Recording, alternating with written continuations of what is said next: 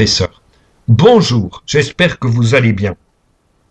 Nous voilà après le temps de Pâques et l'Église nous redonne ce qu'il y a dans les 4 évangélistes, ce signe de la multiplication des pains. Et elle nous le donne aujourd'hui en Saint Jean. Lisons ce passage au chapitre 6, versets 1 à 15. En ce temps-là, Jésus passa de l'autre côté de la mer de Galilée, le lac de Tibériade. Une grande foule le suivait, parce qu'elle avait vu les signes qu'il accomplissait sur les malades. Jésus gravit la montagne, et là, il était assis avec ses disciples. Or, la Pâque, la fête des Juifs, était proche. Jésus leva les yeux et vit qu'une foule nombreuse venait à lui. Il dit à Philippe, « Où pourrions-nous acheter du pain pour qu'ils aient à manger ?» Il disait cela pour le mettre à l'épreuve, car il savait bien, lui, ce qu'il allait faire. Philippe lui répondit, « Le salaire de 200 journées ne suffirait pas pour que chacun reçoive un peu de pain. » Un de ses disciples, André, le frère de Simon-Pierre, lui dit, « Il y a là un jeune homme, un garçon qui a 5 pains d'orge et 2 poissons. Mais qu'est-ce que cela pour tant de monde ?» Jésus dit, « Faites asseoir les gens. » Il y avait beaucoup d'herbe à cet endroit. Ils s'assirent donc au nombre d'environ 5000 hommes. Alors Jésus prit les pains, et après avoir rendu grâce, il les distribua aux convives. Il leur donna aussi du poisson autant qu'ils en voulaient. Quand ils eurent mangé à leur faim, il dit à ses disciples, « Rassemblez les morceaux en surplus, pour que rien ne se perde. » Ils les rassemblèrent, et ils remplirent 12 paniers avec les morceaux des 5 pains d'orge, restés en surplus, pour ceux qui prenaient cette nourriture. À la vue du signe que Jésus avait accompli, les gens disaient, « C'est vraiment lui le prophète annoncé, celui qui vient dans le monde. » Mais Jésus savait qu'ils allaient venir l'enlever pour faire de lui leur roi. Alors de nouveau, il se retira dans la montagne, lui seul. Mes frères et sœurs, dans cet évangile, il y a un rappel de l'Exode, où le peuple criait vers le Seigneur, et il avait reçu la manne pour chaque jour. Il y a aussi, derrière cet évangile, il y a l'image du bon berger, qui mène ses enfants vers les prés d'herbes fraîches. Et c'est pourquoi Saint Jean souligne, il y avait beaucoup d'herbe à cet endroit, montrant par là que Jésus est l'image du bon berger qui nourrit son peuple, qui les conduit vers les verts pâturages. Il y a derrière cet évangile une image des temps messianiques.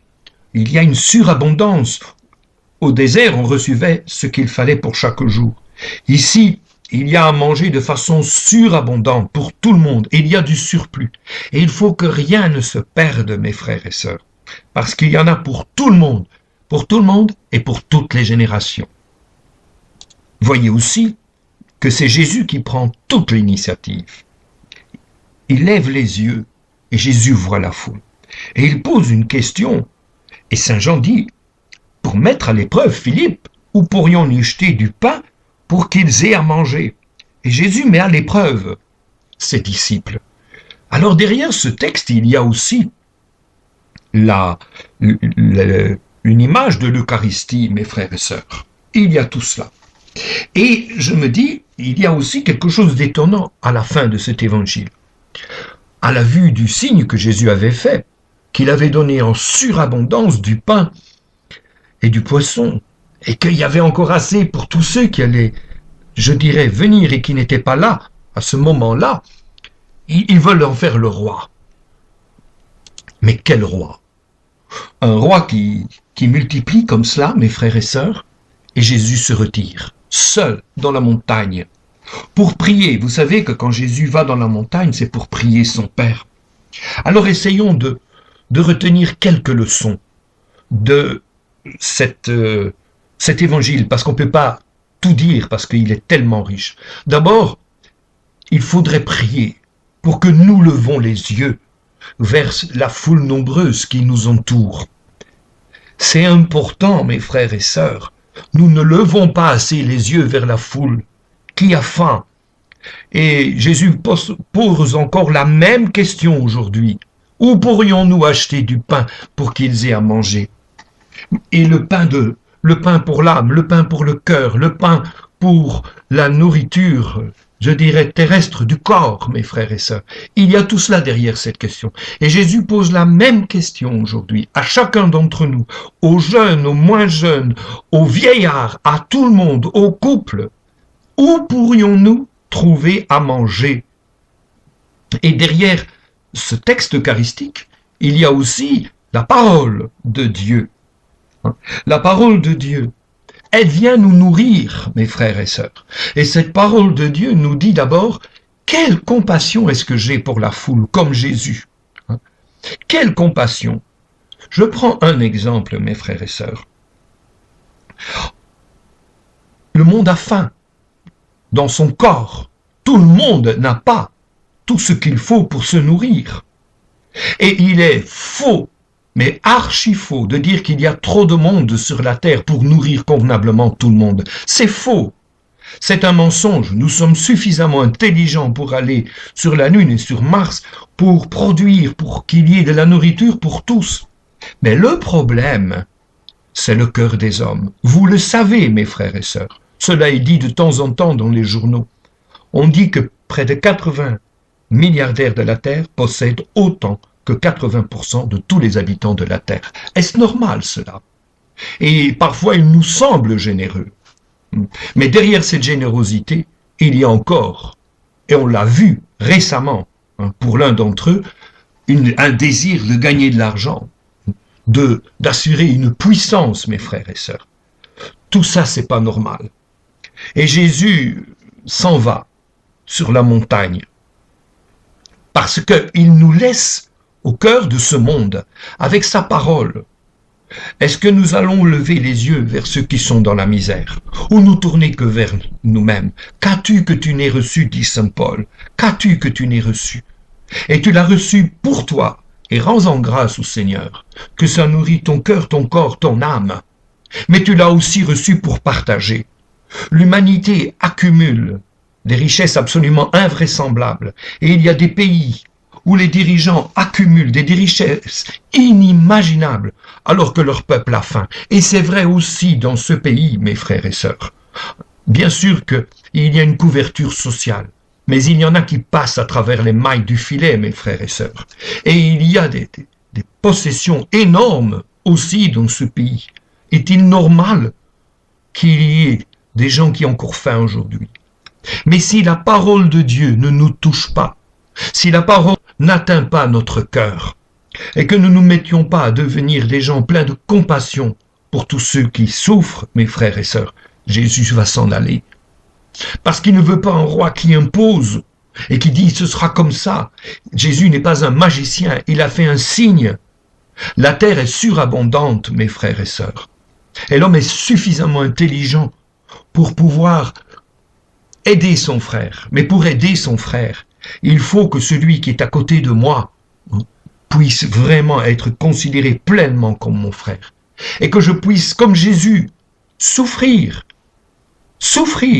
de la misère de mon frère. Et je dois me demander, est-ce que je souffre de la misère de mon frère? Et là, je me dis souvent, les jeunes souffrent-ils assez de la misère des autres?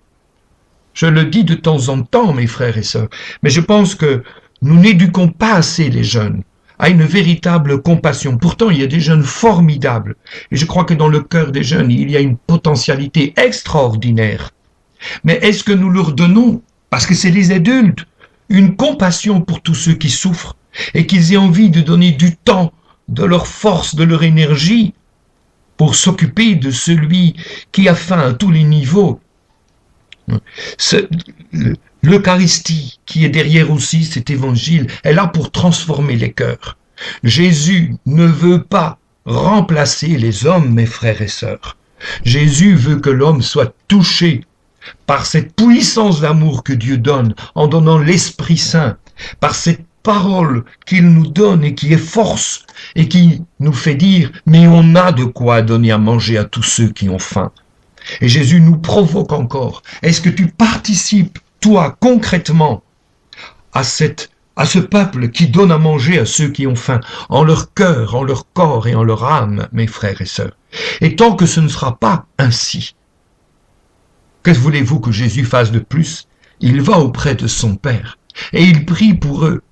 Et il dit, mes pères, que de fois j'ai voulu les rassembler, que de fois je leur ai donné ta parole pour qu'ils se considèrent tous comme des frères et des sœurs et qu'ils donnent à manger à ceux qui ont faim à tous les niveaux, au niveau du cœur, du corps et de l'âme, mes frères et sœurs. On a encore vu, il y a des millions de masques qui sont arrivés, et il faut bien le dire, de Chine, en Wallonie. Eh bien, tous ces masques sont non conformes. Que voulez-vous que Jésus fasse si un pays s'en fout d'envoyer des masques non conformes et qui disent qu'ils protègent mais qui ne protègent pas? Que voulez-vous que Jésus fasse? C'est pas possible. Et Jésus veut travailler les cœurs. Et il nous appartient à nous de laisser Jésus transformer nos cœurs par sa présence, et que nous ayons cette compassion. Et quand nous aurons cette compassion, nous pourrons crier à tous ceux qui sont injustes et qui parfois gouvernent le monde et qui disent « Mais qu'est-ce que vous faites? Pourquoi ne donnez-vous pas à manger? Il y a assez pour le monde entier, pour que l'homme soit debout, pour que l'homme puisse être heureux. » La nourriture essentielle que Dieu donne, c'est de changer nos cœurs de pierre en un cœur de chair. Et si l'Eucharistie n'aboutit pas à ça, aujourd'hui ou demain, mes frères et sœurs, et que l'homme a encore faim, et que les chrétiens ne se donnent pas à fond pour cela, à quoi bon? Alors je dis cela un peu comme une provocation, parce que je sais qu'il y a beaucoup d'amour, je sais qu'il y a déjà beaucoup d'entraide et de solidarité, mais nous devons aller beaucoup plus loin. Et ce temps où nous voyons la misère de tant d'hommes et de femmes est un temps de grâce pour ouvrir les yeux et pour dire « Moi, ce que j'ai reçu, je vais le donner. Je ne vais pas accumuler. Je vais donner de ce temps que je n'ai pas l'accumuler que pour moi. Je vais donner les biens que je n'ai pas accumulés parce que j'en ai reçu en suffisance. J'ai reçu l'amour et je vais le donner. J'ai reçu du temps pour écouter, pour encourager. » Voilà, mes frères et sœurs, ce que Jésus nous dit à chacun d'entre nous. Qu'as-tu que tu aies reçu et que tu peux donner aux autres? Donne-le en comptant sur lui.